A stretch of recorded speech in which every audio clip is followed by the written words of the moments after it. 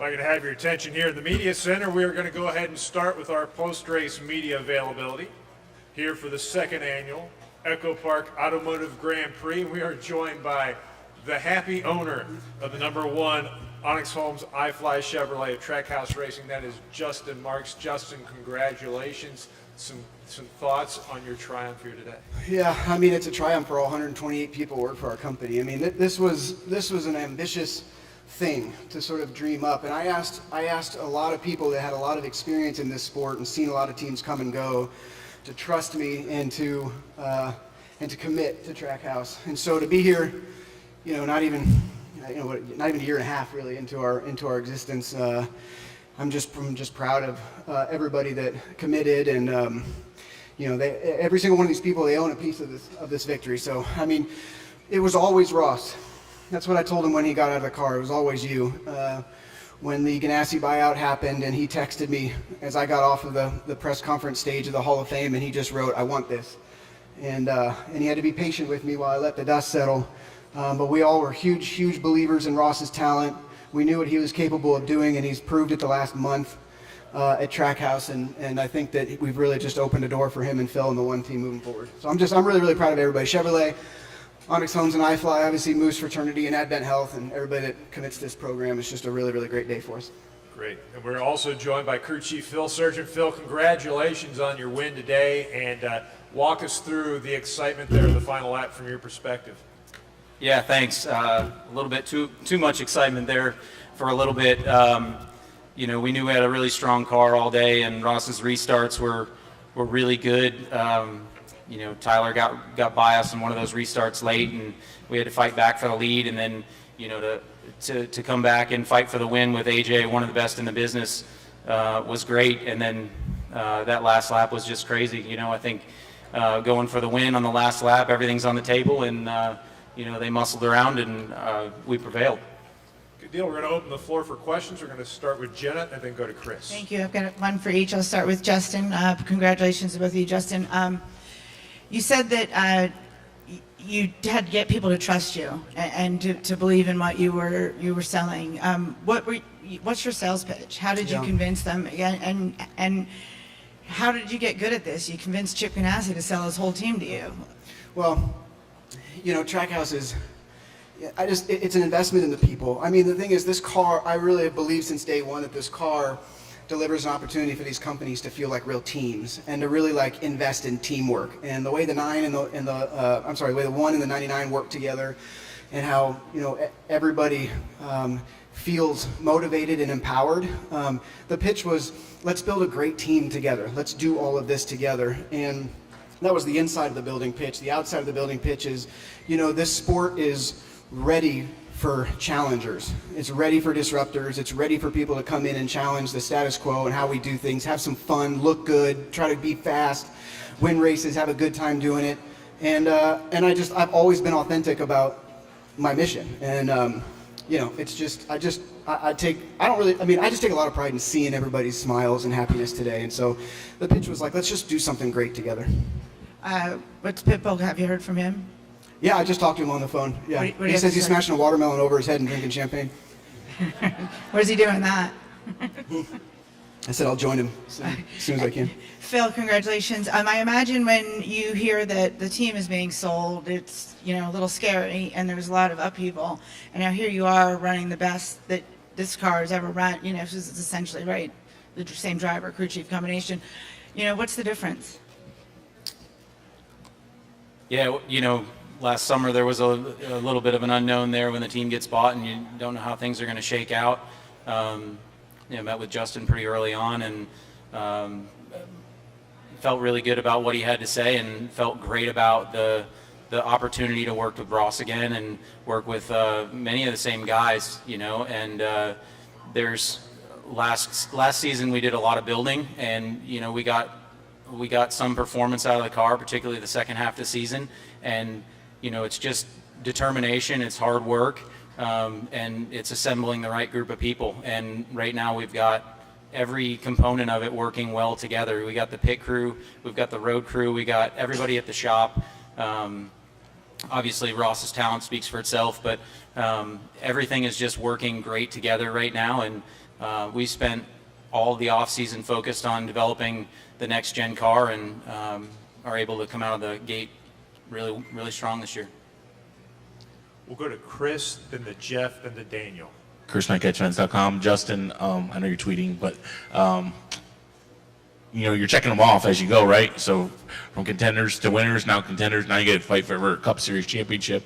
What would that mean for you guys to have a fight in winning a Cup Series championship? Well, I mean, I don't think we can't really put the cart before the horse. I mean, I think that, I think it just comes down to fundamentals, right? I mean, we just have to continue executing, taking advantage of our strengths and improving our weaknesses as much as we can. Tomorrow these guys are going to be in the shop just thinking about Richmond, right? I mean, it's like, that's the next one, right? Richmond? Yeah. Whatever's next.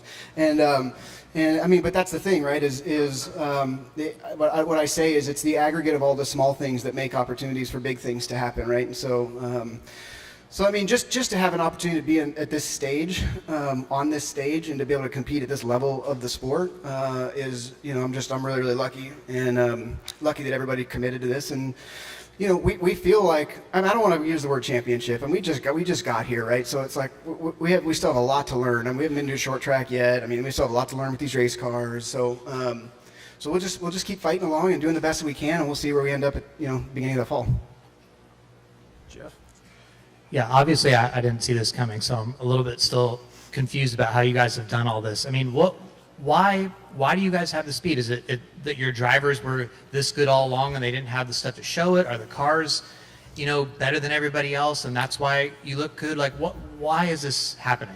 Well, I mean, I think that I think a lot of it has to do with this car showcasing the talent of the people behind it.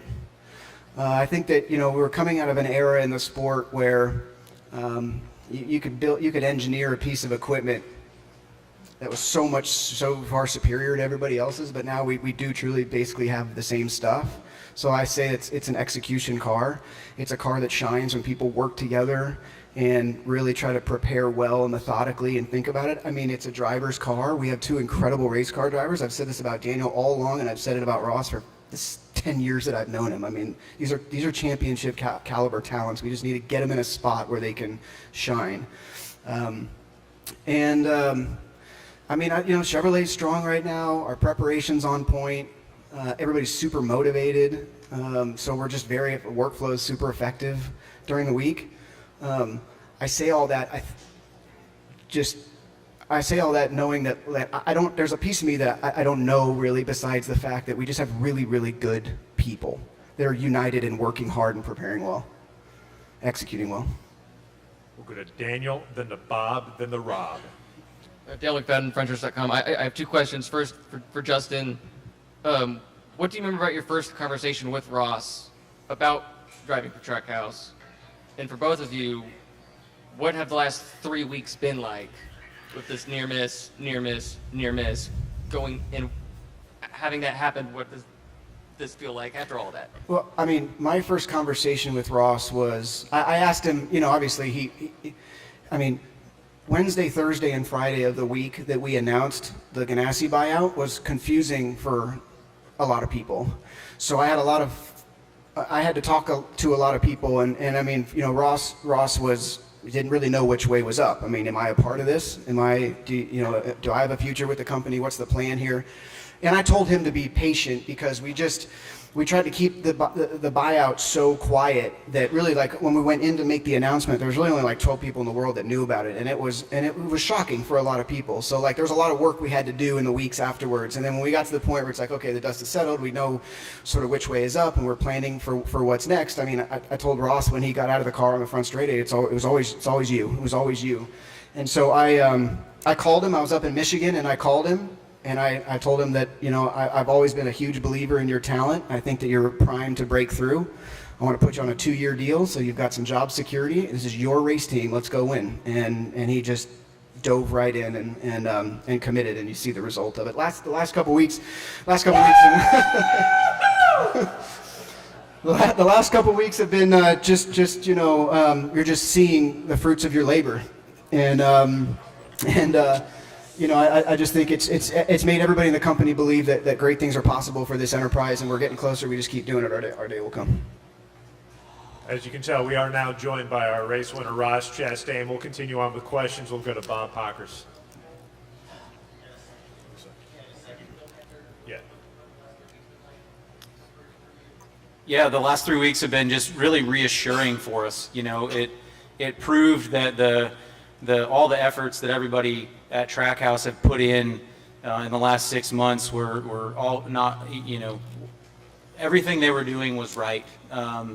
You know, like Justin alluded to, everybody in every department's doing the right things, and it gives you that confidence that it is truly the right things, and you know the long hours and you know the efforts that you're putting in are for something, and it's reassuring to know that you can get the results. It's hard when you don't. Bob. Bob Pockers, Fox Sports. I wouldn't mind if both Justin and Ross answer this, but this for Justin. There's going to be a lot talked about, you know, was the move kosher? Was it, you know, was it fair? Was it over the line? Is there anything that really is over the line with this playoff system? I mean, I struggle to find what's too much. I mean, we today was not different than how you see so many of these races end. They're so hard to win, and it's just sort of like the way people think about racing each other and attacking the racetrack. It changes throughout the race, and these races almost always have late race restarts, and there's so much on the line that you just get to a point where it's like, all right, who's just wants it the most? And NASCAR's, you know, proven over the last 4 decades that they're going to let these races play out like they may, and they're going to let it self-police. And these guys all wanted it. There's always contact at the end of these races. I honestly am saying, I mean, today is just not that much different than what you see a lot of times on green-white checkers at these racetracks. I mean, you take that white flag and it's like, who wants it the most? Who wants it the most? And, you know, Ross got beat up a little bit today too. I want to make sure people remember. I mean, Ross got used up a little bit today a couple times. And when it comes, you know, when the money's on the line and a playoff spot's on the table, you do what you got to do. I mean, that's my opinion. Ross, your take? I mean, I didn't draw it up that way in my head, but yeah, I did what I did. I stand by it. We'll go next to Rob, then to Holly, then to Jerry. Rob Tianza for the ponyfinish.net. My 2 questions are for Ross. First of all, congratulations on your win. It's a long time coming. My first question is, you know, what were some of the lessons you learned from racing for JD Motorsports and Ganassi that's helped you with Trackhouse racing? Old tires, scuffs. I mean, yeah, it's everything. It's racecraft. It's just laps. I mean, I got to the Xfinity Series in 2015, and I didn't know how to turn right at all. And that was when Justin was in the series quite a bit on those tracks. And I'd go to him. I knew him from the start of my career in 2011 with Stacey Compton. And, you know, I just kept racing. I didn't really have any great success at it, but it was just laps and racecraft. And, you know, it all came together today.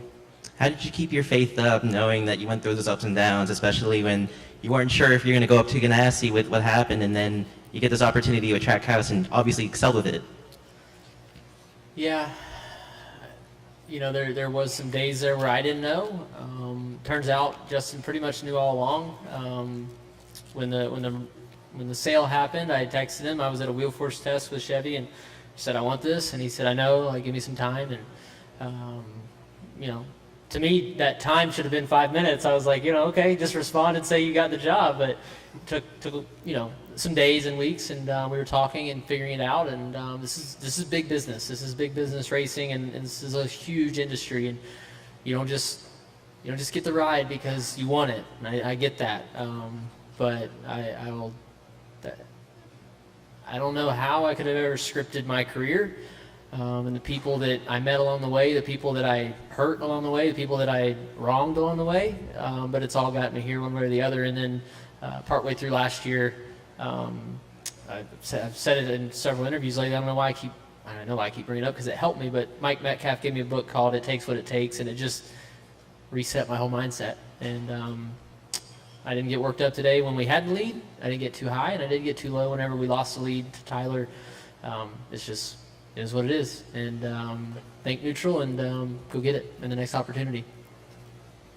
Go next to Holly. Hi, Ross. Over to your left. Holly Kane with the NASCAR Wire Service, and I bet you can guess what I'm going to revisit.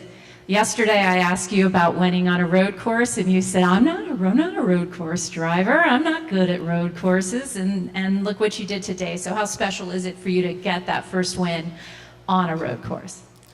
Yeah, well, I've went to school when every driver's working to be the best race car driver that they can be, and I've been no different. And I've just over the years tried to be better, and Chevy gives us a ton of support. And once I became a backed Chevy driver in 2018, the resources I had at my disposal were incredible, and I've tried to never go to sleep without using one of their resources, and it's cost me, other things in life and creature comforts of personal life, but it's truly, I never sacrifice, no driver does, but I never sacrifice anything that I couldn't. If there's just one little thing I could do with the group of boys and girls that Chevrolet gives to us drivers, I know what it was like without that, and I realize now how unfair that is, right? But they give us drivers the resources to become better, and it might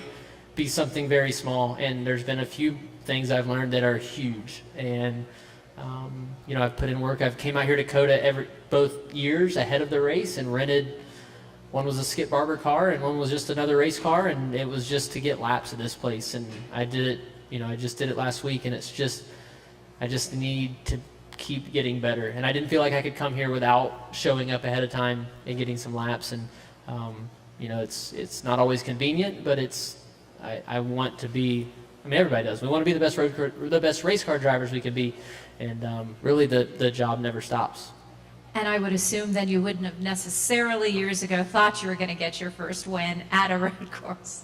Several years ago, I just I thought I had found my niche in the sport. I thought I had found a comfortable spot I could make a living. It wasn't glamorous by any means, but it was a way to stay in the sport that I loved and do what I loved. And I was preparing myself to get more involved with the farm back home and probably live in Florida more, travel to the races on the weekends, and not put a lot of effort, just put more effort into the farm during the week and then come back to the races. And I was a few years out from that, but I had come to terms with that. And then in 2018, that all changed.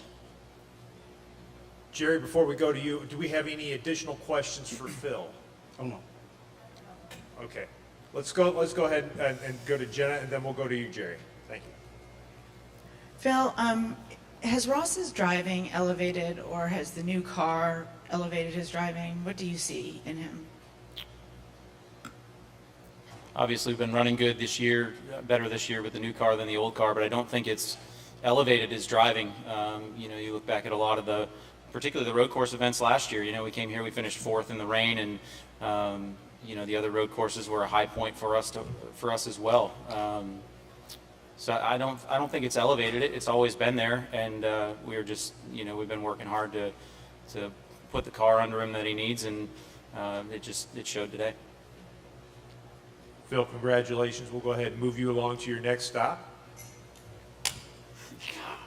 And we'll continue on the floor to Jerry. Go ahead, Jerry. That guy is so good. Jerry Jordan, kicking the tires.net. One for Ross and one for Justin. Ross, you and I have talked through the years of the good and the bad and things like that.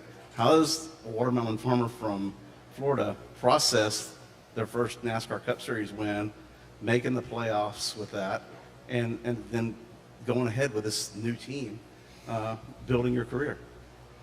I mean, I don't know how to process it yet. I sit here and I look at this and I think back to the stories of our family, and they were in South Georgia for a long time, not living a good life. My great-granddad moved the family south to Florida. My granddad, 2 years in to living in Punta Gorda, Florida, enlisted in the service, him and his brother, because it was going to be a better life. And you think about that, and that's unfathomable for me. And they came back, built the farm up. My dad and uncle became old enough to farm on their own. They've grown the farm to an incredible spot.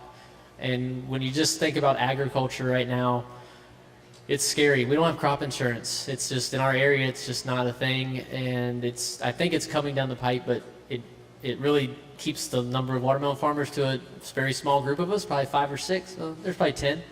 And we've just honed in on watermelons as the family business. It started 8 generations ago. And really before that, 12 generations ago, they were farming. But back then, everybody farmed. And we're, for better or worse, stuck with it. And every generation has stayed with it. So when I look at that, and I think about what my great-grandfather and farther back, and then my granddad, what he's lived through, it's incredible that we've been able to get into this sport. My dad liked it, did some hobby racing, got me into it. Mark Martin, which was here today, came by my car. Like Mark Martin, the NASCAR driver, came by my car before the race and gave me a fist bump and said, "You're awesome," with some other words, and I love what you're doing. Keep being bad at the bone. He said other words. I was like, wow, like his son Matt was the reason I wanted to race. They raced at 417 in my local track in the Fast Kids series. Bobby Deal ran it, and we ran the next race. It was Matt's last race. And to think back to the farming and then tie that into the racing, like how my careers went, it's just like there was never, like, I wanted to race, and that's all I wanted to do. So all this extra stuff now, and to get to talk about watermelons on a national level, get to talk about agriculture in a positive light. It's a scary world, and a small minority of people are very vocal, and they think that farmers are trying to kill them and hurt them, and it's just not the case. We're trying to feed the world. It's a very small number of people in this world that grow the crops that feed this world and feed this population worldwide. So it's a thankless job for the farmers, the real farmers. I'm just the one that gets to talk about it now. But I think for like farmers and small racers everywhere, this is a big win. Obviously, I think so. Thank you. And Justin, we know you are also a race car driver and pretty darn good on road courses. You have your own team. Have you considered getting a third car going just for a couple one-offs to try it out? No. I mean, I'd like to drive the car. I think it'd be fun to drive the car, but I think those days have passed me by, at least at this level. I mean, I have a Trans Am car, and I'll go have some fun. But I think what was really interesting about today is, and what Ross alluded to a little bit, is it kind of makes sense because, I came up road racing, and I never really got the car figured out on the ovals in NASCAR, and really try to develop my road racing craft. And through that process, Ross and I spent a lot of time together at the racetracks, and I tried to help him where I could help him, and watched him get faster and faster and faster. And for us to come and for him to be the one that delivered the first win for this company at a road course is just like, it's just kind of a cool story, and it just kind of makes sense. It's kind of wild. It makes sense? Yeah. I don't think it makes sense. I think it makes sense. It makes sense to me.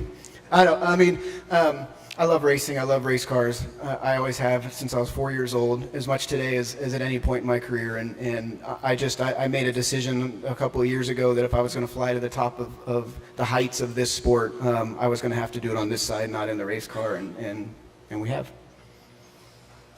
Daniel? Dale McFadden, Frenchers.com. So Ross, the watermelon you smashed today, was that the watermelon you started the season with? No, it didn't last. No, that one, it was actually last week we got rid of that one and Roy got a new one. So, it's just a... So first race with it? We buy the first race on this watermelon, but we buy them at the grocery store just like everybody else does, right? Like, my food comes from the grocery store, and our watermelons for NASCAR Cup Series victories do too. So, your dad wasn't here. You talked to him on FaceTime, but your mom was here. Could you just share what it was like interacting with them for the first time after this, and what did you tell them? I don't know how to put into words, because obviously they were the first two, right? And yeah, I wish my dad was here, but so with our farm, him and my brother Chad, my dad Ralph, my brother Chad, they farm, they run JDI Farms, and there's 5 full-time people, and then we bring in a crew to to water the plants, to plant the plants, harvest the plants. And if Chad comes to the race and my dad stays back, and if my dad comes to the race, Chad stays back, and Chad spots. Chad's the one that he raced at Watkins Glen last year for Nice Motorsports, and so my dad stayed back to keep the farm going. Like, it's just no different than any other business. If the boss is away, the mice will play, right? Like, you gotta stay on everybody, and plants are in the ground. We'll start harvesting in a few weeks, where this is our go time to grow the watermelon. So yeah, I wish he was here, but my mom's here and she's just supported me the whole way. That was the closest I came to crying after the race, and just now, just thinking about she doesn't get to come to as many as she wants to. She's a traveling nurse, so she's working an assignment now in North Georgia, doing what she wants to do. Right, she likes to take care of people and she wants to save lives, and she's worked through COVID and never backed down, and has actually saved lives. So for her to take time, out of her schedule to come and to work her work schedule around and to be here, it's not lost on me. And Chad comes in spots and hopefully gets to race a little more, and we're just racers. So I wish Dad was here, but wish a lot of people were here, but that's not how the world works. Thanks, Bob. Bob Parker, Fox Sports. I have a couple more for Ross. When you hear that Ganassi is being sold, are you thinking my chances of winning a Cup race now are not good because you don't know what it's going to do to that team and you don't know what your future is? I didn't know, that thought didn't cross my mind. It was more, the text I got a few hours before was Justin bought chips, and I said, I hope you mean Doritos. It's like, What'd you say? I said, I hope you mean Doritos.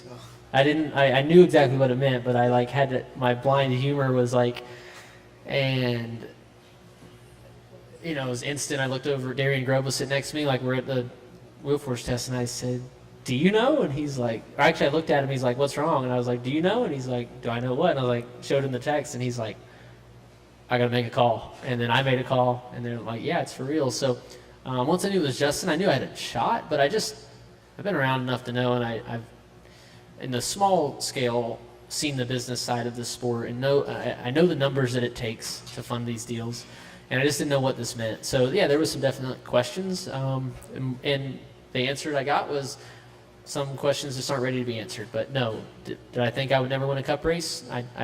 That thought did not cross my mind. I just didn't know if I would ever. It was I didn't know if I would ever drive a Cup again. Did that text come from somebody at Spire, I would guess? TJ. Okay. And does the fact that AJ isn't running full-time and isn't trying to get a playoff spot, does that go through your head at all and influence the move that you made? No, it's just a race car. I know who I'm racing around. I'm very aware of my surroundings, and honestly, through the carousel, I thought with Alex to my right and AJ ahead of me, I didn't think there was a way to win. And when we got to 19, everything happened, and it was not the plan. The plan was stay out front when we took the white, and I just babied it. I eased it into 12 too much, and he got to me.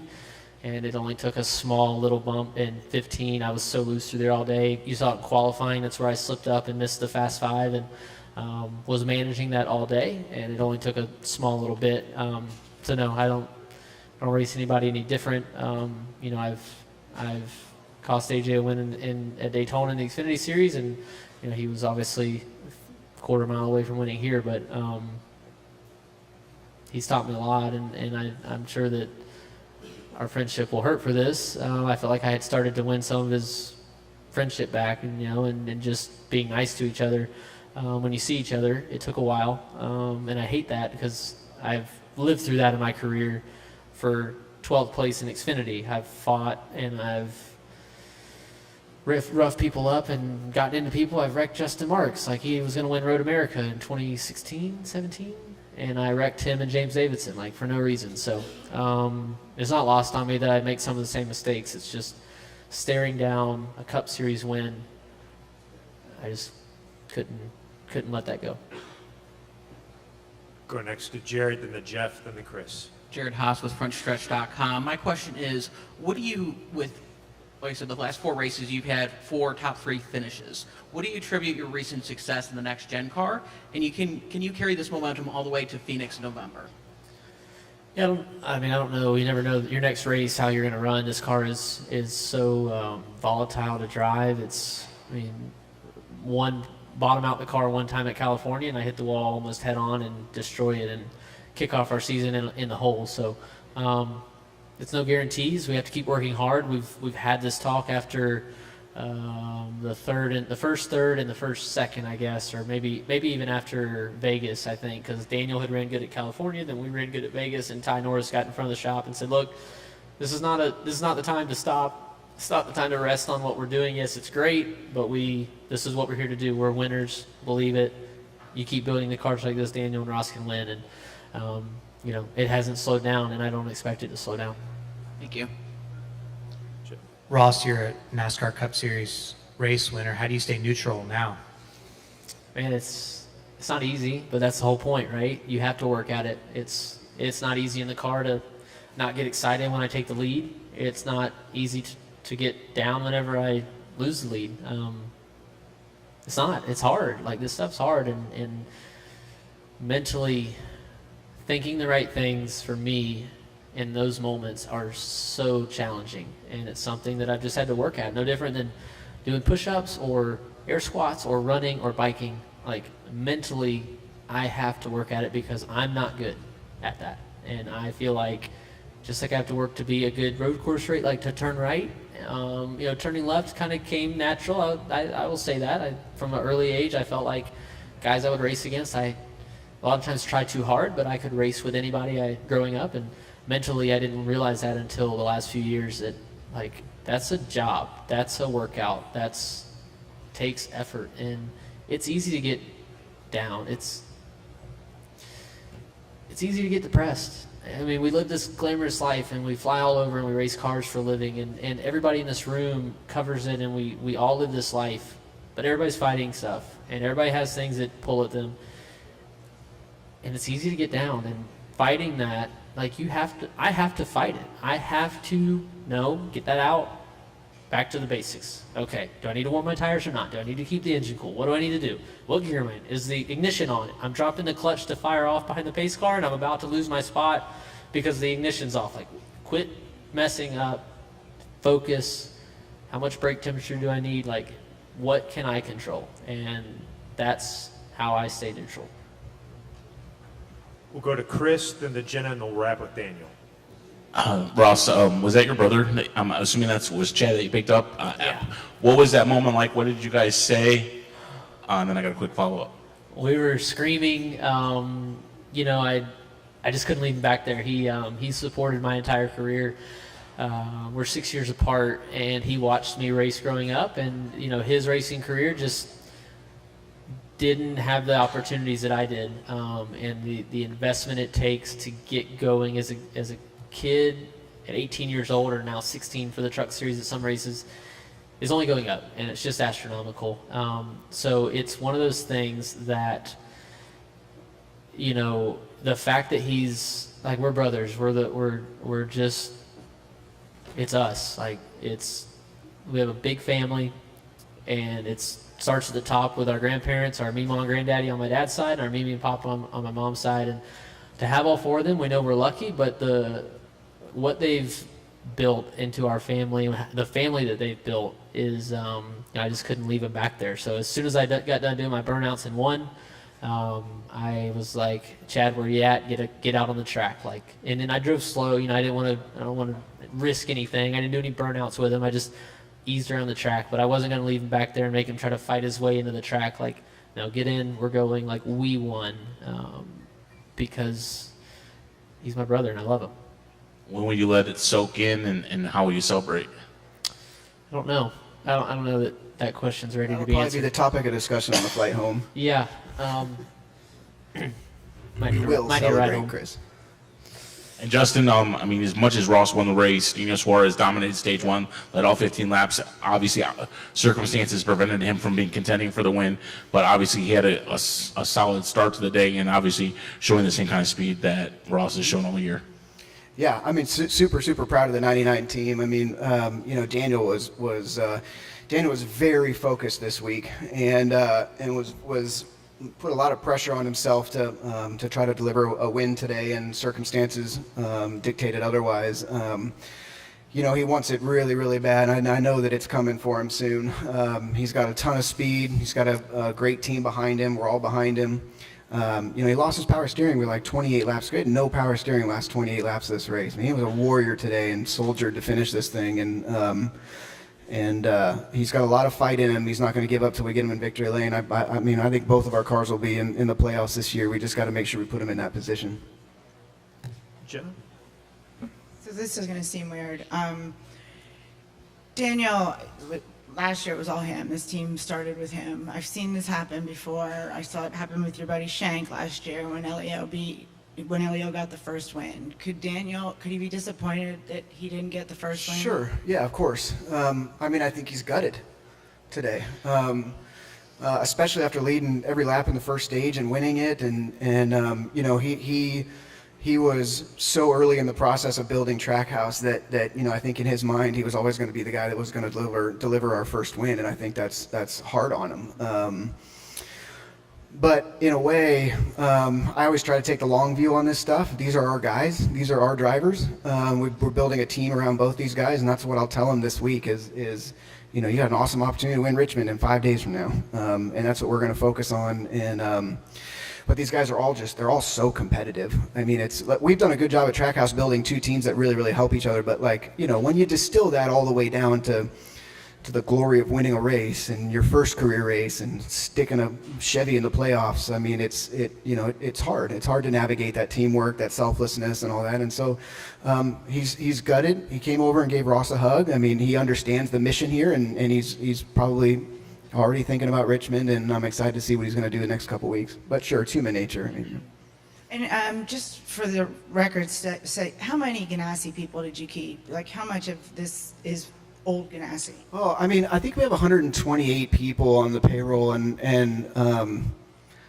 mean, 110, 105. I mean, really, a lot of them. And it was important for me to keep a lot of those people because they know that building, they know workflow in that building. They're used to working together. I mean, it's a pretty tall mountain to climb if you put 120 people together who've never worked together and say, you know, go do this. And you know, there was some attrition for sure. I mean, there were some people in the company that didn't see it and went to go do something else, and that's fine. But the group that was left is fully bought in, and I'm really happy for all of them. Do you count Ross in that number, by the way, of 105 people that you got? Okay. Oh yeah, for sure. Okay, I didn't know.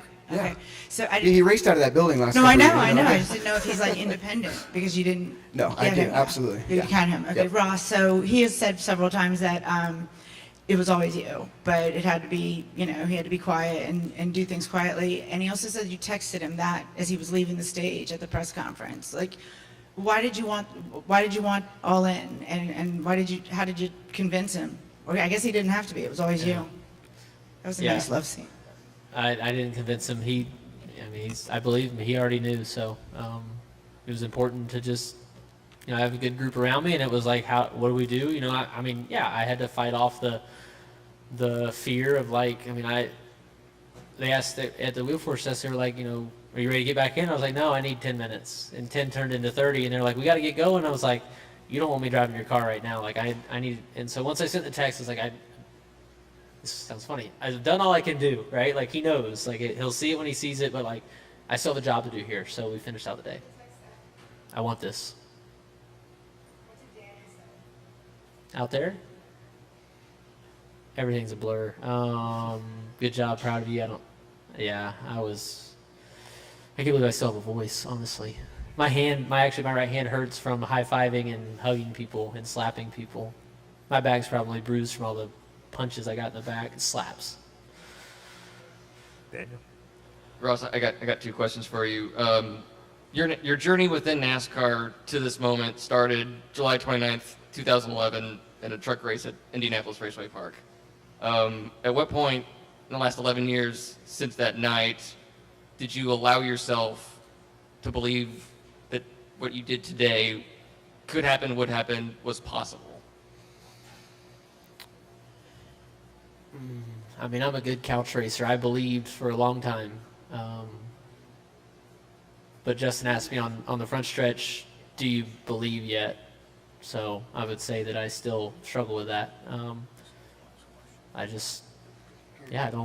don't view myself as a Cup Series winning race car driver. I just feel like I have to work to get there, and I'm not there yet.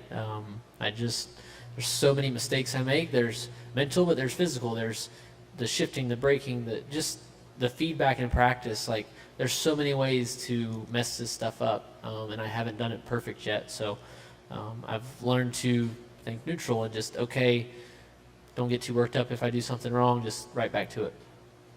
And So it hasn't happened yet. And you didn't get your first real chance in race winning equipment until like the last 5 years or so. You've been in everything a driver could want or need to drive to get to this point. What's your message to drivers who are currently where you used to be in backmarker cars? What's your message to them today?